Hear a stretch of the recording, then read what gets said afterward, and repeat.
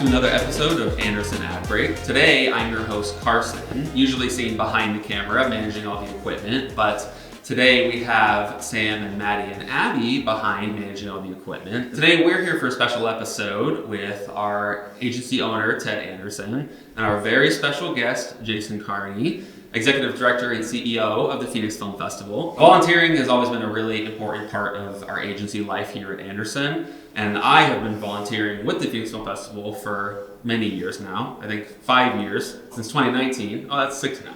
That's 6 years. That's crazy. So yeah, we're just going to be talking to them today about the Phoenix Film Festival, their 25th anniversary, and just hearing about how important volunteering is to our agency. So, first off, I want to know how you, Ted, and you, Jason, got to meet and how that relationship formed. So the Phoenix Film Festival actually is a big part of the agency. The way it started is I actually met my original partners, Jeff and Michelle, who did, I think, the original logo for the festival and did the original poster art for it for the first couple of years. I actually kind of stumbled across the festival. In my former career, I was doing publicity for film studios, like Warner Brothers and 20th Century Fox, and we were doing a screening at Arizona Center. I think it was year 2 of the festival, and we were down there for screening and something, and I see this festival going around, and I see Chris Lamont and Golan, who are the original founders of the festival. I'm like, what is all this? And so we happened to kind of meet, and I said, well, I actually am running the agency here in Phoenix that reps all the major studios.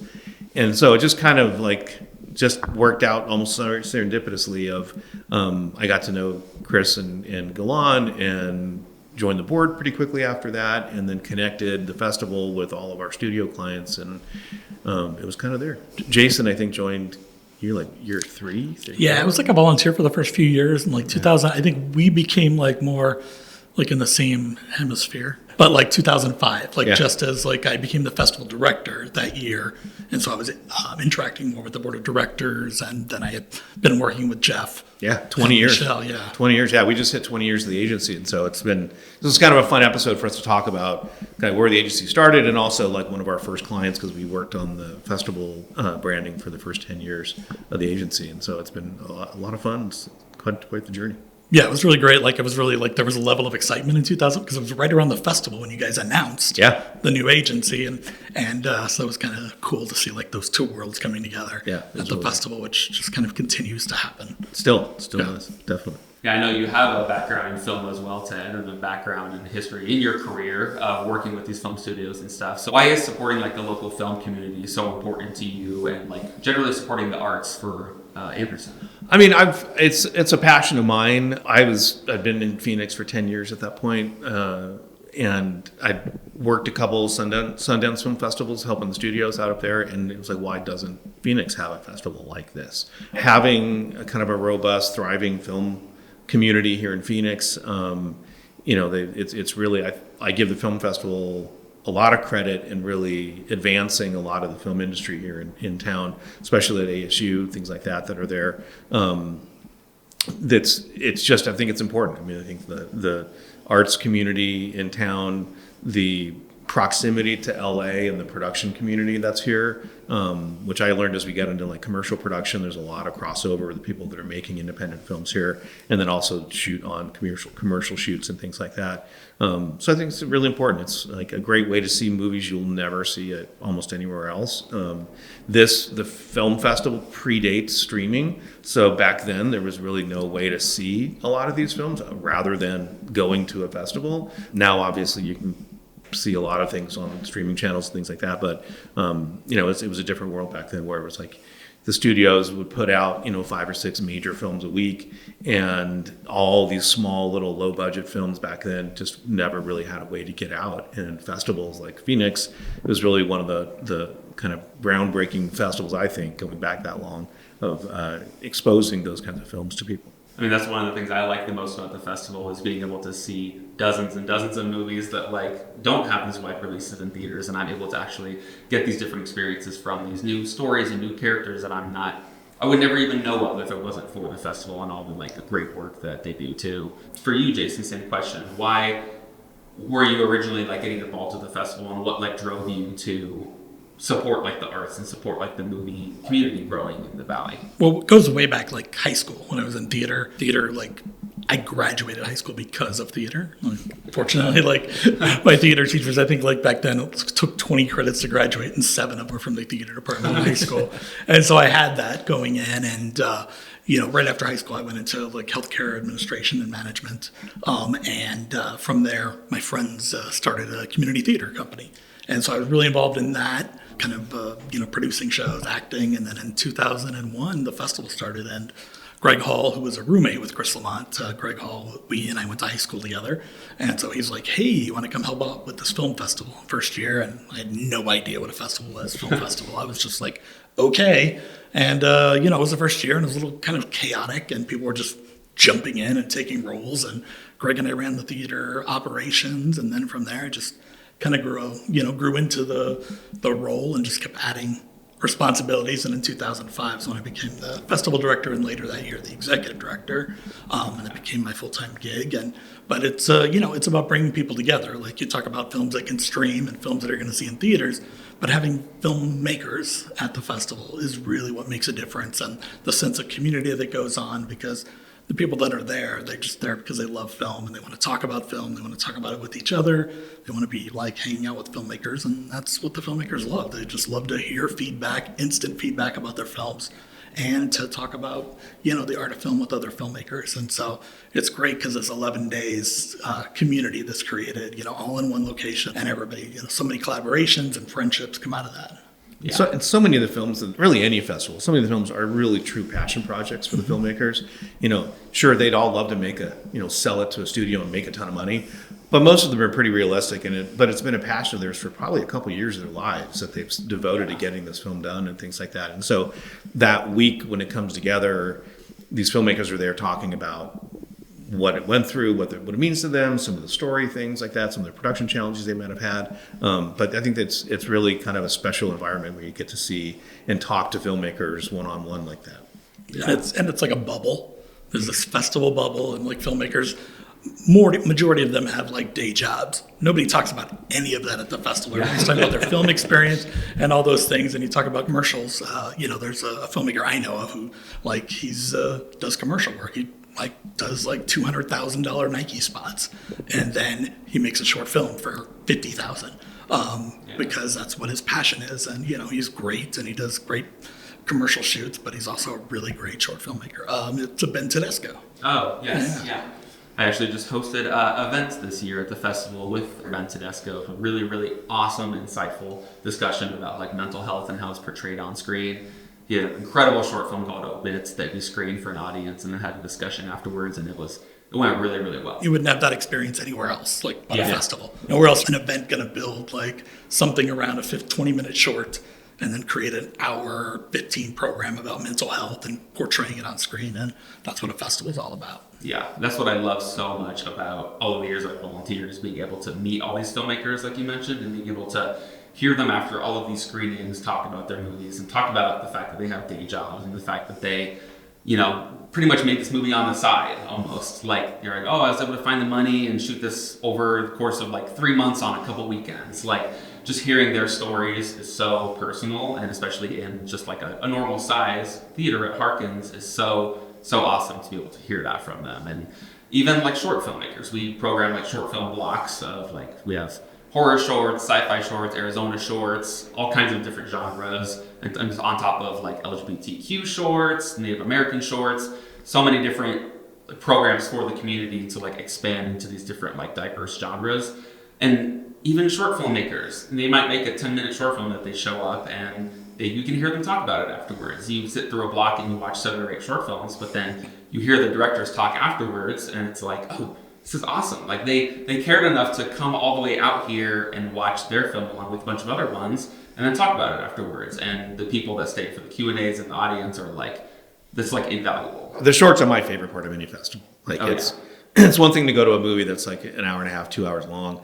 It's another one to see if how creative they can get within 10 to 20 minutes. And it's the festival's grown. I mean, I think when it first started, it was there were shorts, and I don't think there were categories of shorts. And now it's there's 5 or 6 categories you just listed off. I remember one of the early years we started off with horror and sci-fi shorts, and that was that was literally one of my favorite memories, is the Horror Sci-Fi Shorts program was so great because they were just so fun to watch. And I mean, you were there for a couple hours based off like you're watching 6 different movies, but they're all little shorts in that. And then to bring in, the LGBTQ and the other kind of categories that are in there now, it's really been fun to kind of watch that.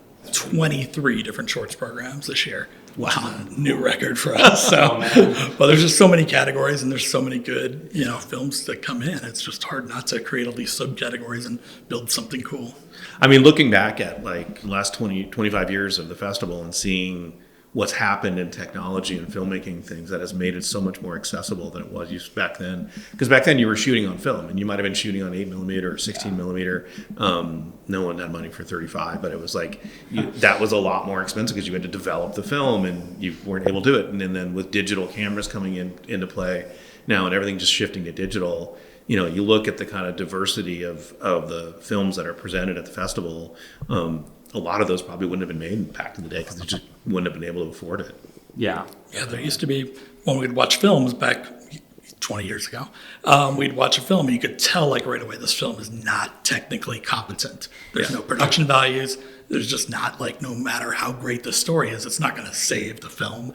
And so like easy, all right, 5 minutes, this is terrible. It's not going to happen. It's gone. But now the production values are so good that like you've got to make sure you've got to watch, the film all the way through because, every film is like got great production values. Pretty easy to get. Yeah. I mean, I remember the first year that I actually evaluating films it was sound. Sound was the key. Yeah. Sound was to get like you can shoot the camera and it looks good, but if the sound sounded like literally they had a microphone on the camera from 20 feet away, it's like, oh, forget it. Like, sadly, that's still a thing. Yeah, as easy it is to use your camera and like just buy a cheap mic. People are still occasionally using cheap in-camera microphone, and it's so terrible. That's so bad. But it's a very small percentage compared to back in the day. Yeah. Yeah, I know the judging that I do in the fall for the festival, see a whole lot of those. That's for sure. And it's a lot of them like you can make a great movie on an iPhone nowadays. Like you have the tech, and like you said, there's cheap tech that you can use to like make it sound and look decent. Yeah. But there will still be the like rare ones that I'm like, this feels like it was shot on like a Nokia phone and uploaded to YouTube in 2004. Like it's like, guys, like, and you can tell it's a modern film, but it's like it's not. This tech's available to us, and even this zero budget film should feel a little better than that. And it's always fun seeing those in the judging process. Jason, how many films got entered this year? I think between all the categories, about 1,400. 14. Yeah, and we scale it down to like roughly 175 to 200, counting the Student Film Festival. But yeah, no, I think like that technical piece is really interesting because like when we were talking to high school kids, I'm like, if you have a friend that likes to edit and you have a kid that or a friend that likes to do sound, make them your best friends because that'll make your world so much better in terms of how good your film is. Jason, can you talk a little bit about like where the festival is now versus where it was 10 years ago, 50 years, just like from the community's embrace of it? Back in 2015, I think we were still a 7 or 8 day festival back then. And then when Harkins did their big remodel to go to recliners up at the Scottsdale 101 and redid all the theaters, I think it was 2018, we switched to an 11-day festival. But 2015, we were 8 days, and the quality of film, I was literally looking at the 2015 program yesterday. And so looking at the films, and I was like, oh, that was one of our big films. And, we were just kind of, sometimes, it took scraping to get bigger films. And now it's pretty much almost every film I wanted for the festival I was able to get due to our relationships with the studios. That's great. And with the agencies locally that rep the studios. Between that combination, it's so much easier. We have films that we had like really competitive where we had a Pedro Pascal film up against a Nick Cage movie at the same time. Wow. And that would have never, and an amazing documentary also at that same time. Like that would have never happened 10 years ago, even 3 years ago. I remember back in the day, like struggling to get the studios to let you have a film, and it was like, oh, well, they're going to send it to Toronto or they're going to send it to somewhere else. And it was like, no, you can't have it. And I think Phoenix being around for as long as it has, like, it definitely has a good reputation. That was one of the things I was most proud of being a part of the organization was the reputation the foundation and the festival has about how they treat their filmmakers and how they treat their guests. I haven't attended a ton of other festivals, but that seemed to be quite the standout, like whatever Phoenix was known for. And it still is. Like the reviews are coming in now from the Film Freeway, where filmmakers submit. They review the festivals after the festival, and like the reviews just like are amazing, and I'm blown away. It's for us, it's like this is just how you do it. They're your guests, and you take care of them. You make sure they have everything they need, and you make sure that you have a first class theater. Scottsdale 101 Harkins, they just put in laser projectors, and the sound is amazing, and the staff is always on point, and that's not common in the festival world. There's a filmmaker who just came from a festival where they were screening in a hotel conference room. Oh, wow. Stuff like that is still out there, and so when they come to Phoenix, they're just blown away. And even like compared to like some of the like Sundance screening spaces, the Harkins is better than that. Yeah. And sure, they have the big fancy films, and and there's a ski resort and all those things going on, but we've got great stories and great quality because of that. Because filmmakers want to be in Phoenix. They hear about their buddies in the film industry in LA or New York, and they're talking about what the experience was with our festival. And obviously everybody still wants to get at Sundance, but I don't mind that. That's great. Good for them if they can. But if you don't, or after Sundance, come see us, and we'll give you a great experience. It's a different kind of festival. I think when people hear about film festivals and they hear about the famous ones like the Torontos and the Sundance and the Tribecas and things like that, I learned that because I'm like, why can't we get these like huge films back in the day?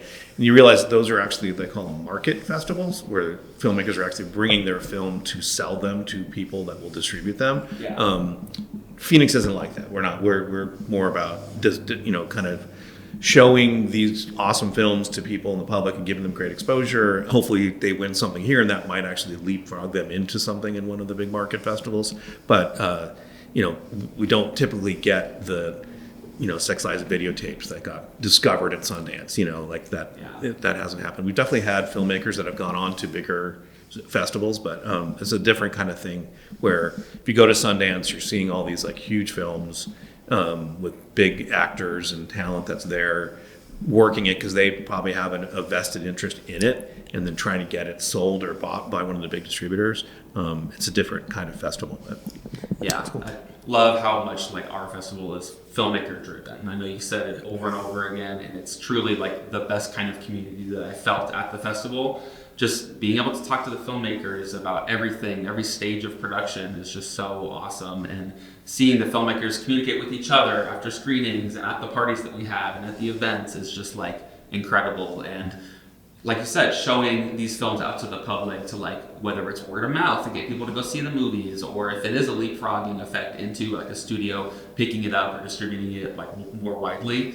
It's just so awesome having that personal touch of those filmmakers actually there to be able to talk to and to like understand their process and their storytelling before they, go on to win a trillion Oscars.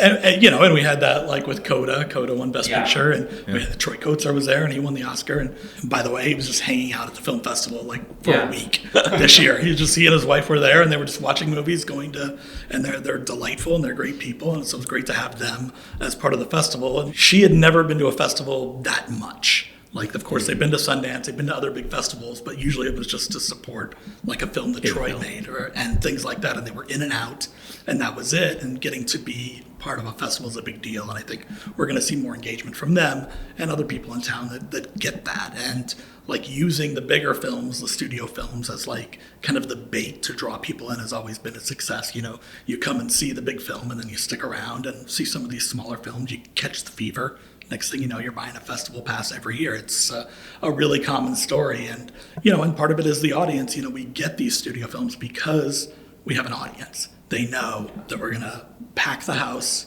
It's going to get a great word of mouth, and people are going to be talking about that movie because also, we've got all these programs out there. We're doing media. We got really good press for the festival, and that helps. And it's basically, I think it's the same agency that you worked for back in the day. Yeah. And so we work with them, and they're great. And we work with For Us Communications.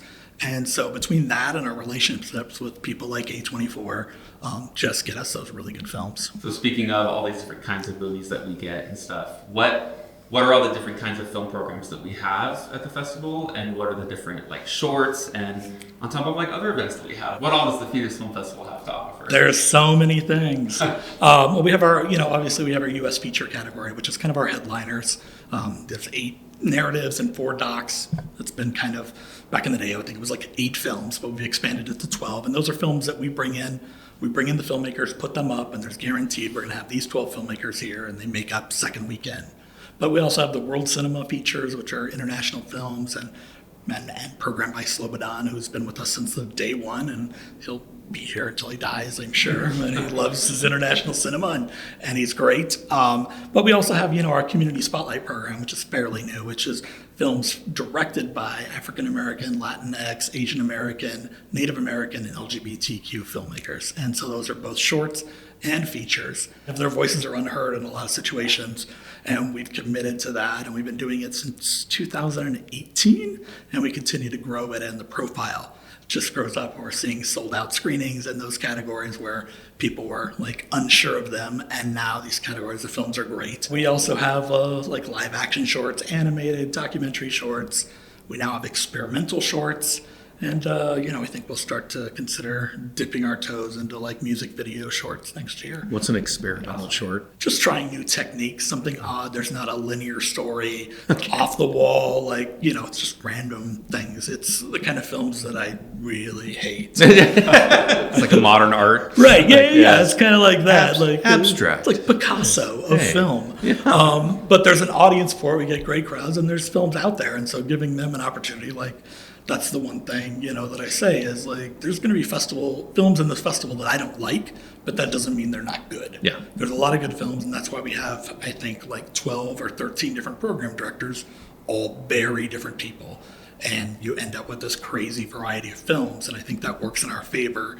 Versus some festivals, they have this over-guiding program director that has a say and a hand in all the different curates films. It, the whole right, thing. Yeah, and this we just don't like. We have all these programmers. I kind of take the lead on the centerpiece in studio films, and we have all these programmers. You just got to trust your people that they're going to program good films, and that comes from just knowing them and working with them and knowing, okay, now they're ready to be a programmer. Yeah, it's always awesome, seeing the programmers talk about their films at the staff meetings that we have, and hearing these people from these communities talk about the films that they picked for that specific diverse community program, whatever it may be, because they're from that community, and it's important to have that representation of those people deciding which films are going to be representing that community the best. And they're all film nerds too, so hearing from all these people about the stuff that they chose and the stuff that they're programming is it's awesome, because that again, they come from that community, and that they have good insight into what would make the story good and worth telling to an audience. That's a big part of that, from the get-go on the Community Spotlight.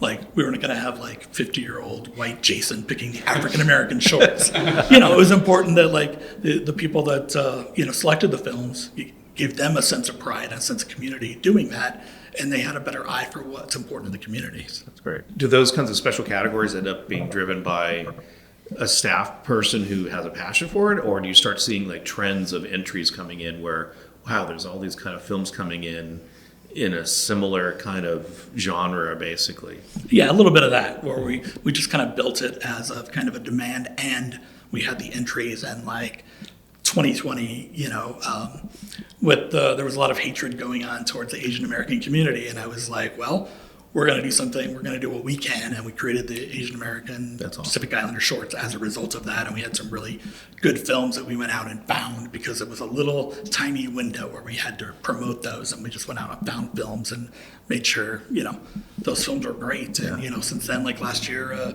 Cindy Lee was our Arizona Filmmaker of the Year, and she's an Asian American woman that's 65 years old. Oh my God. Something like that. Wow.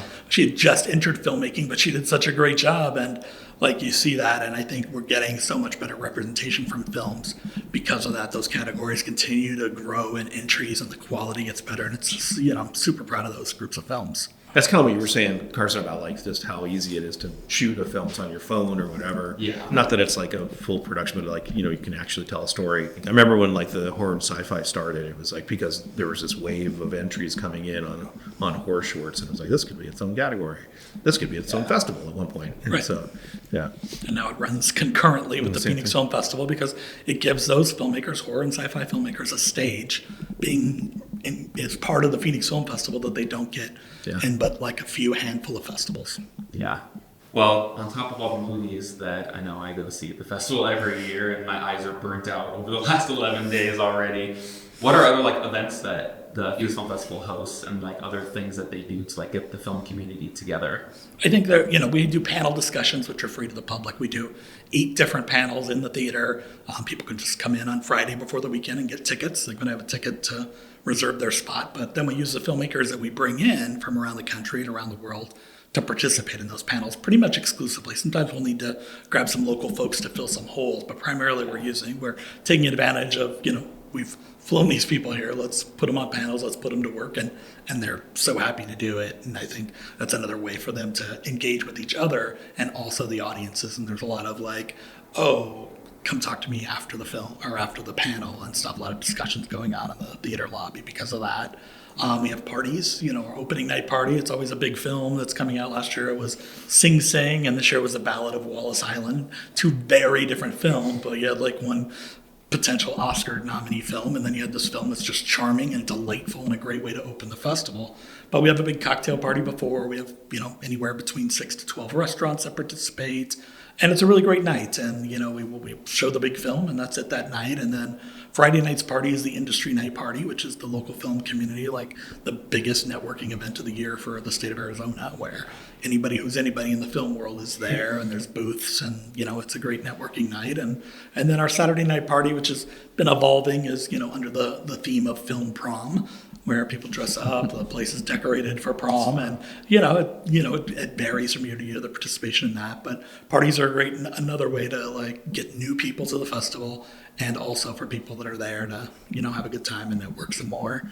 And then we have More Than Movies. Have you heard of this More Than Movies program? I've heard a little bit about this More Than Movies program. Carson's part of the team that puts together our More Than Movies program. We started a couple of years ago with just a program called The Art of the Trailer, which was 80 minutes of just trailers, and then discussion afterwards of how the trailers have affected the industry. And a couple of members of the Phoenix Critics Circle put that together. They handpicked them and built it and everything, and they put it together by a theme, and it's fun as hell to see the old trailers from, really vintage and more in the like 80s, 90s, 2000s. And so that's a really good program. That's the 4th year Monty's been doing that, right? Yeah, 4th year. Yeah. They've been a big part of that More Than Movies, but that's kind of where it caught fire, where now we have stand-up comedians along with short films in a program. We did kind of our own Mystery Science Theater thing this year. Yeah. What was that called? It was the Prickly Picture Show, was what we branded it as. Yes. We played Jesse James Meets Frankenstein's Daughter. I'm sure you've all heard of that movie before. So that's a true family classic. But it's great. We had Brandon and Danny who program our horror features, who had a podcast for a long time. They're funny guys, and they just were riffing, and they did their homework. They came prepared, they had scripts and everything. It was really great, and it caught on. So we'll do that again. We also had trivia night. What do we call that trivia thing? We called our trivia the Fabulous Movie Olympics Extravaganza.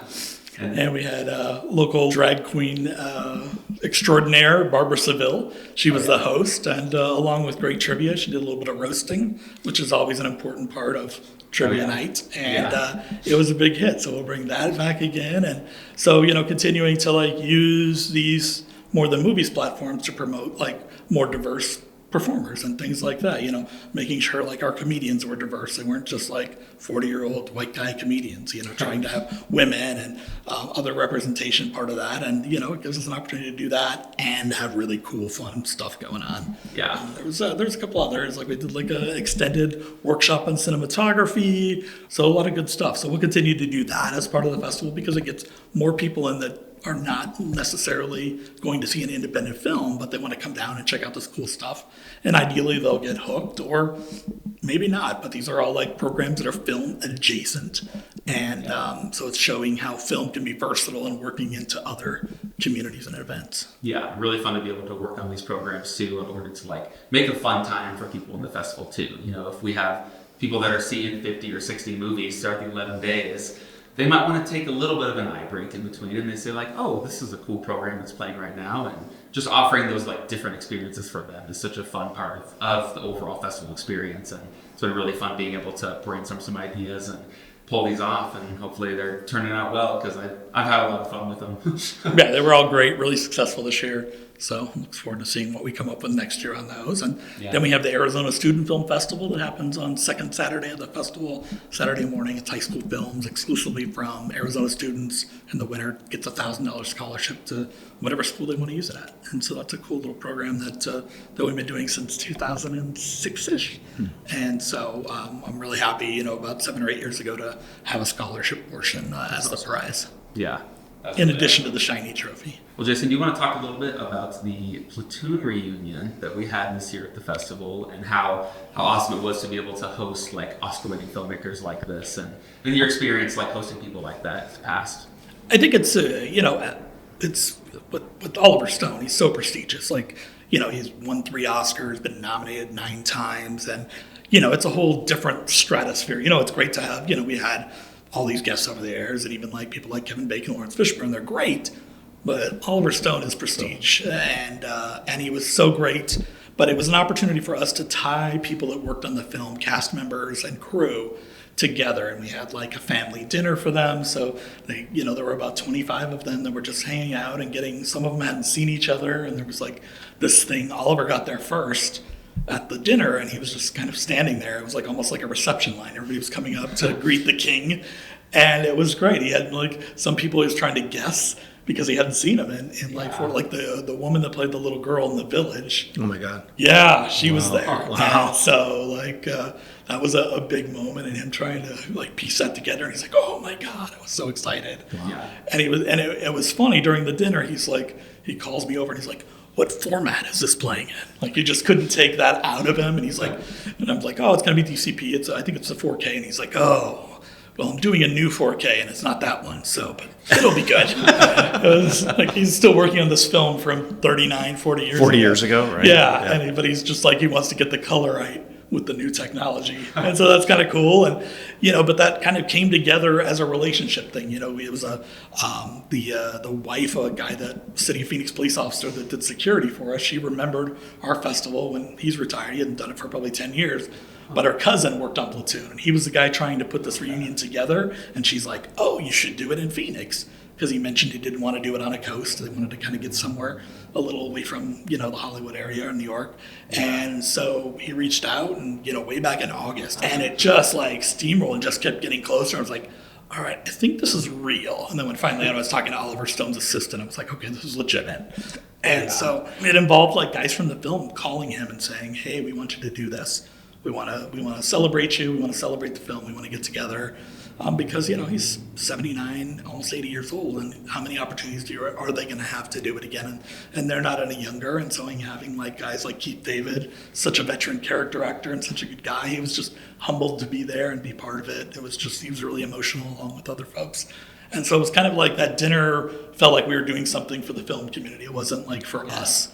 At first we were like, oh, we're going to get to hang out and have this dinner. But then like, as we got closer, I realized that this was a special thing for them. And we didn't have any of our people like hanging out with, just kind of standing there. Like I was just like there if anybody had any questions, but that was it. I wanted them to like have that experience and give them that experience. And I think like, that's who we are. And, we're just great humans at the end of the day. And we want to like, even with our big stars, they have these moments that they deserve, to have those moments to themselves. And then we'll take you over to the theater and then we're going to ask you a bunch of questions and make you big public and everything like that. Yeah. But before that, we're going to care for you and make sure you're taken care of.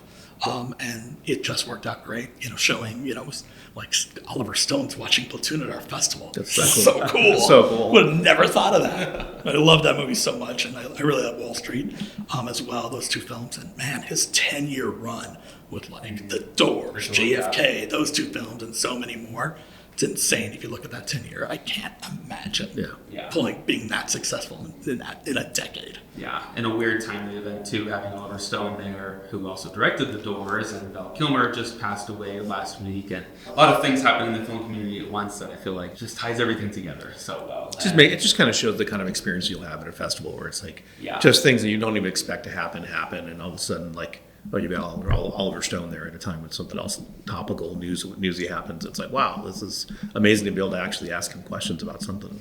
Right, because the following week he's doing the JFK hearings. Yeah. Again, right. In front of Congress, and somebody on our team was like, "Do you think he mentioned the festival when he was on there?"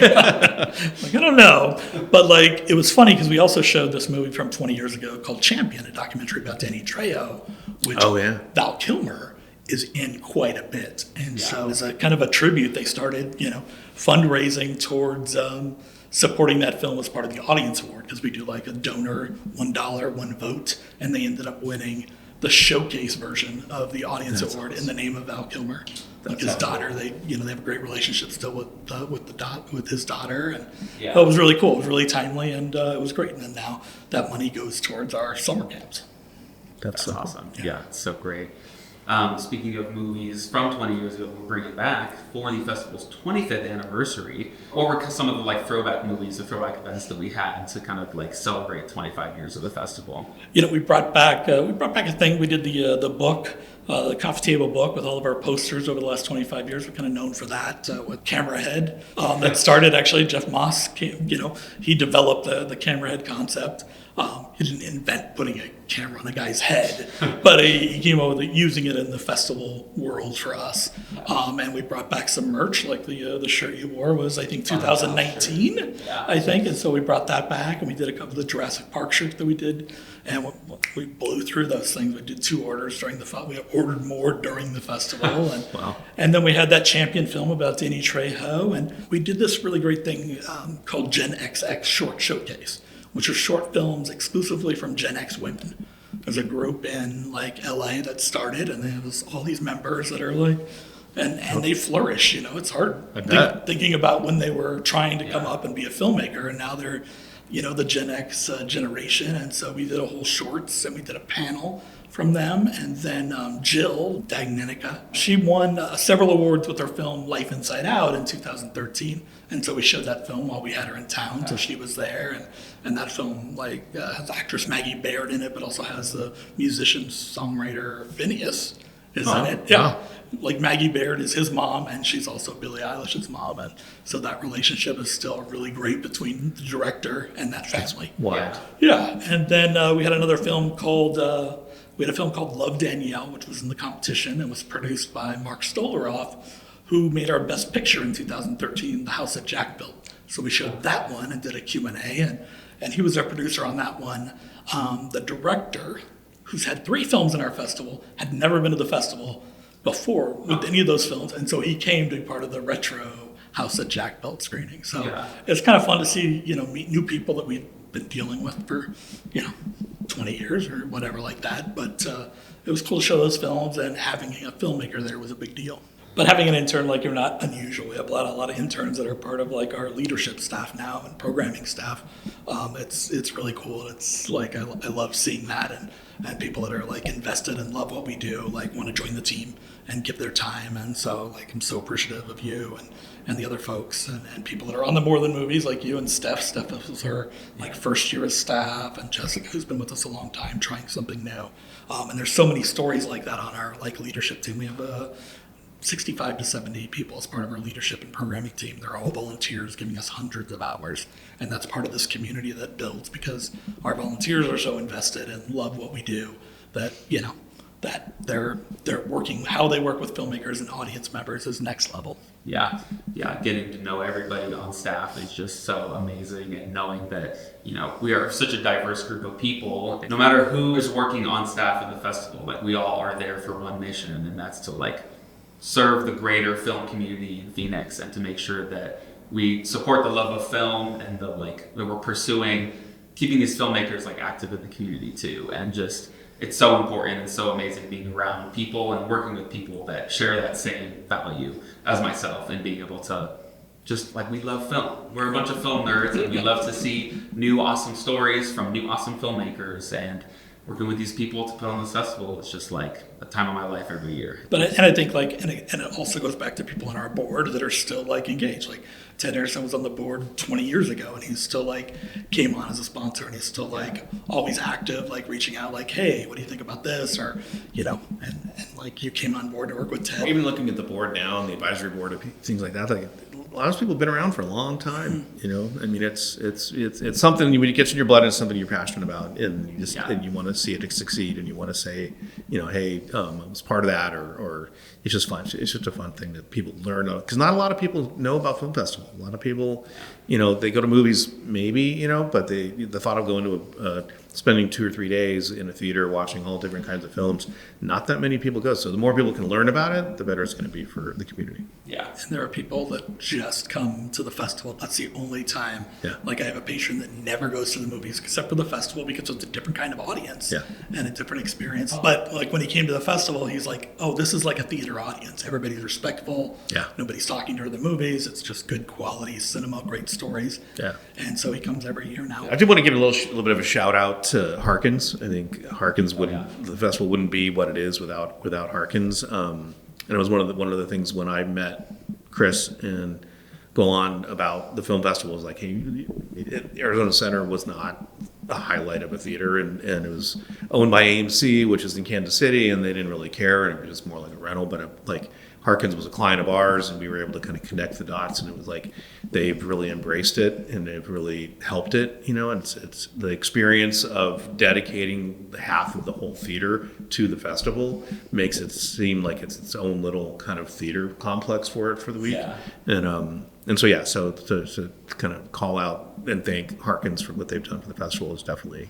Yeah, because that theater opened the end of 2003, and we were there in the spring of 2004. We were pretty fresh moving up there, and we never really looked back because the quality, like projection. When you're at a festival, you want really good quality stuff, and the projection that they care about presentation. Yeah. No other theater chain that I've ever been to cares that much about presentation. Everything looking good. Yeah. If something goes wrong, they are on it. There are emails going and everything, even like the smallest things, because they want it to be perfect. And it's almost like, and there's like, during the festival, there's this like great partnership between our staff and their staff, and even working with the folks at TSO who are, really supportive and patient, and, they do it 365 days a year. So we trust them because we're only going to do it 11. Right. They only, since 2012, they've been running our projection because I don't want to, and they're very good at it. So let's just stay out of their way and let them do their thing. We know how to program really cool movies. We'll do that part. You guys just show up.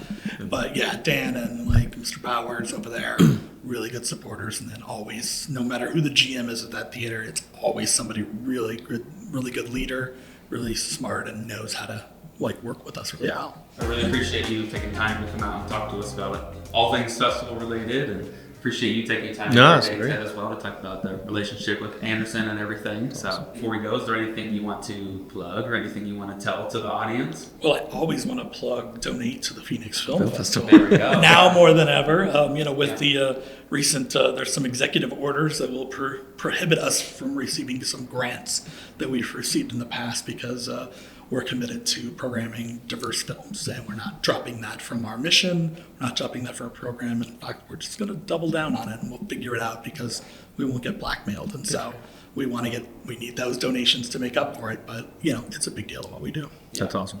That is it for this episode of Anderson Ad Break. Make sure to like, subscribe, give us 5 stars on all channels and everywhere you find your podcasts. We will see you next time. Anderson Ad Break is on all major platforms, so tune in wherever you get your podcasts or check out the video version of each episode on YouTube. Like and subscribe to stay in the loop. You won't want to miss what's next.